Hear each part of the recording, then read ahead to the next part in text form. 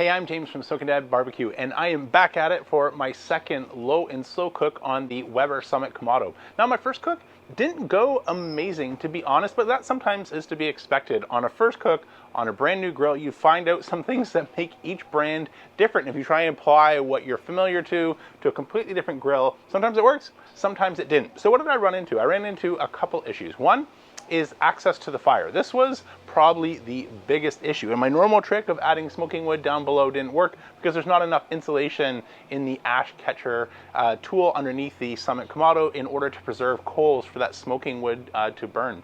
The other issue is, again, just trying to navigate sort of a multi-tier setup like I'm used to. There's not necessarily space for a water pan, so that meant I had to put my water pan on top of the heat deflector that I can't access the fire down below, and then I was steaming the bottom of my brisket. Now, I still think if I had 10 people in here and did a taste test and they said, is that a good brisket? You know, most people would say, that's a fantastic brisket. I hold myself to a high standard, and I know secretly the things that I need to work on. So I picked up a Slow N Sear basket. The low profile one actually fits the Summit Kamado to see if this can fix some of my challenges. Let me show you inside a little bit more about how that goes together, and specifically the issues that I was running into and how I think the basket might solve my problem. Okay, I've already cleaned out the leftover ash, but I left the piece of wood that I attempted unsuccessfully to get to burn in the ash collector. So this is not well enough insulated to retain any ash or coal bed that lands in here in order to burn the wood. So we still have our full piece of smoking wood intact, so I'm going to use that today. Let me put this back together, show you what else we're going to work on. So there's a couple other things that I want to also fix for today's cook based on the brisket. So I mentioned not being able to access smoking wood, and that's because I had my charcoal grate here in the low position, our charcoal. Then I had installed my heat deflector plate as well as a water pan. But unlike the first generation Weber Summit, this heat deflector plate is no longer able to fold up and be able to access the charcoal bed below. So once this is on there, that was on there. And so even though the cooking grate in the Summit has this hinged wing that you could then have in the first generation one I used, and I thought I would have here another hinged heat deflector plate, there was just no way to get access to the fire. And so that smoking wood that I added at the beginning is all that we had. A couple other configuration options. Not that it makes it any easier to access the fire, but I could have tried to go with something like the included, charcoal baskets, which look the same as the one that I had in my original kettle. So something the size of the Weber Summit on a long, low, slow cook, this isn't going to give me, I don't think, enough fuel, even if I filled both of these. And again, since we're doing something like pork or brisket, I wouldn't have access to those baskets either without taking off the cooking grid, the brisket, which was dripping, rendering fat as it should be as it's cooking, or today's pulled pork. So I don't want to have to remove a hot deflector plate and hot food and grease just to get access to the charcoal basket. So I'm not going to use these. Let me show you what I am going to do. Move our charcoal grate up to the high position, drop in the low profile S&S charcoal basket as well as the water pan I ordered. Now I'll put up the cost. I don't remember the exact cost, but this is adding fairly substantial cost to my Summit just to be able to have, again, now a solution for being able to add smoking wood and a water pan that's not directly below the brisket, steaming it, causing the bark to get soft. But what I will be able to do now, show you here, is I didn't get the half grates, but since I have this hinged basket, I will be able to at least add any extra charcoal or wood using this hinge without having to remove the entire protein, cooking grids, and heat deflector plate. So I think that's going to be much more workable than my first attempt. Let's get some fuel and some smoking wood. So I've run out of wood chunks, but I found the absolute smallest split in the bag. So this is oak, and I think, again, at this size, this is really a finger or two in width. So this is not going to be a problem. I'm going to place that right on the bottom, and we'll cover it up with some Fogo. Get our Grill Blazer grill gun, fire it up. Add this piece of smoking wood right on top while we have work to do on our pork. Hopefully it'll combust in that amount of time. Close this up, we'll install our grid a little bit later on. Okay, I've got our pulled pork roast out of the refrigerator after its overnight dry brine. This is now approaching almost 24 hours. We're getting some really nice color on there because it's about 4 o'clock on Saturday. We're not having this pulled pork until tomorrow, Sunday after church. We've got some family coming, but I'll rejoin you at the end for a taste test a little bit later this evening.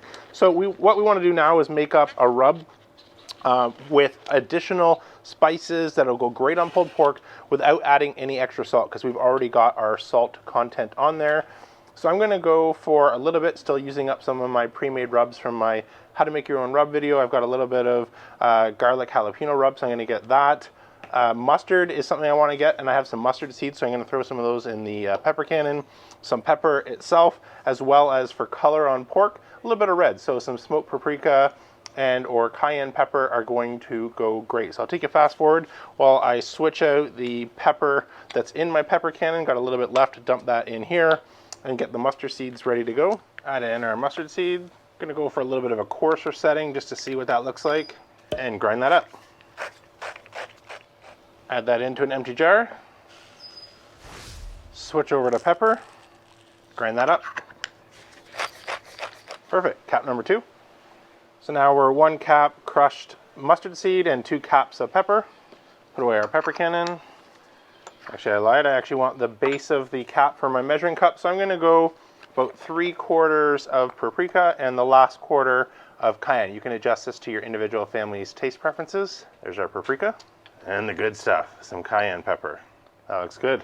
You'll notice we're not using anything like brown sugar or any sugar for that matter.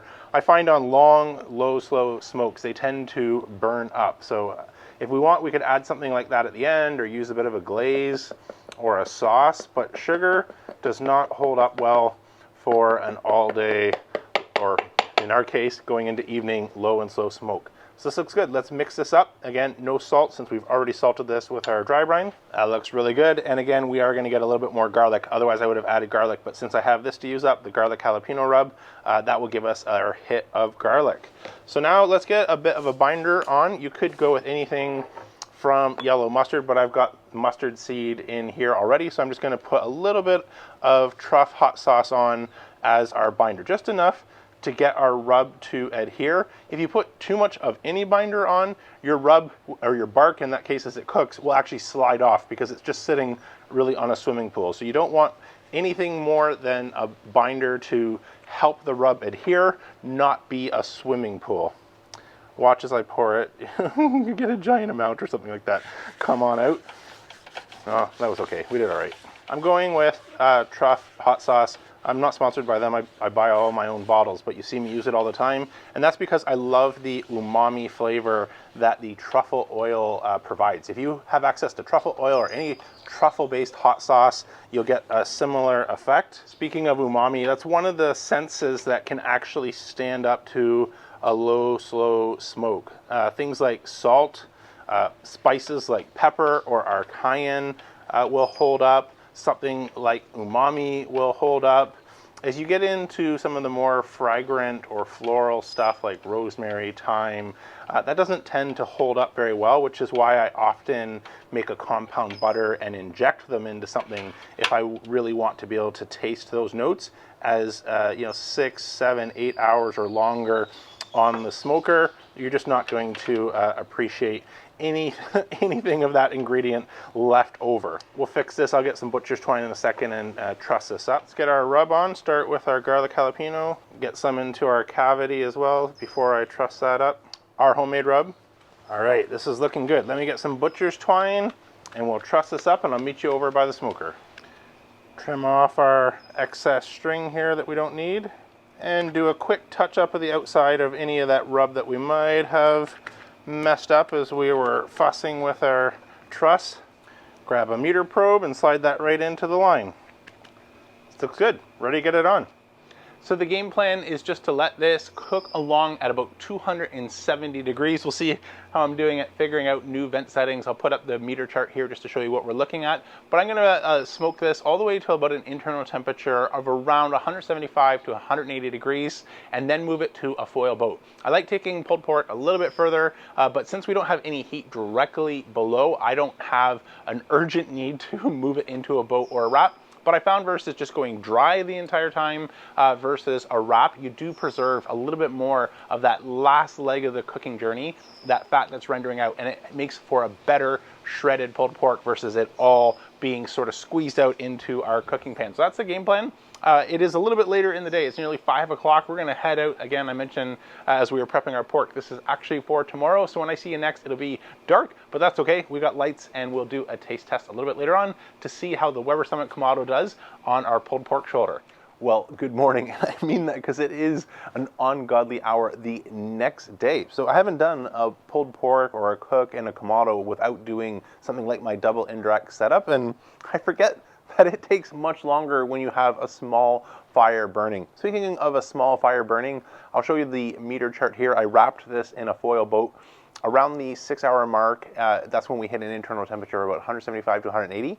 So we took off after about an hour of seeing nice steady temperatures, but no sooner did we leave the premise and we see a huge spike. Now this is probably in part due to the amount of smoking wood that I placed on the bottom. If that was to combust, that would definitely shoot the temperatures up, and we don't have any deflectors or anything like that to slow that down, as you're really just getting a live fire. So that'll be something I'll be looking for in a future video. Other than that little bit of a spike, everything was pretty much as you would expect. Didn't run out of fuel, didn't have any other major problems. So now I'm just curious to see how we did for our taste test. Let's come nice and close and shred this up. So that advantage of the boat is I was able to collect and save some of that tallow that rendered out. So not too much, but enough that'll really help the shred. Let's get our meter probe out, remove our butcher's twine as we're pulling, but dig in, see how we did. Oh, it's so tender. I'm just trying to remove the rope and it's just falling apart. Whew, I wish smell-o-vision was real, because if you could smell what's coming off this, you would definitely want to be joining me for the taste test. Great looking smoke, great color. Got a piece picked out. Cheers. Wow, I mean, I love pulled pork. So what are we getting? Well, we're getting a couple things, including a touch too much heat on the top. So based off of the heat rolling over the top of the dome and coming back down, just a little bit of burnt on the top of that pork fat that we trimmed. Hey, so we are much better. This is a big improvement over that brisket where I wasn't able to get enough smoke, but we introduced a bit of a new challenge with a little bit of overdone on the top. That is just a touch on the burnt side. Thankfully, it breaks into the shred. It's really nice. So this is still part of the learning curve, but there's a little bit more to do, even though I am pleased with the results. That's it for today, though. I'm James, Soaked Dad Barbecue, signing off. Remember, don't be afraid to fire it up.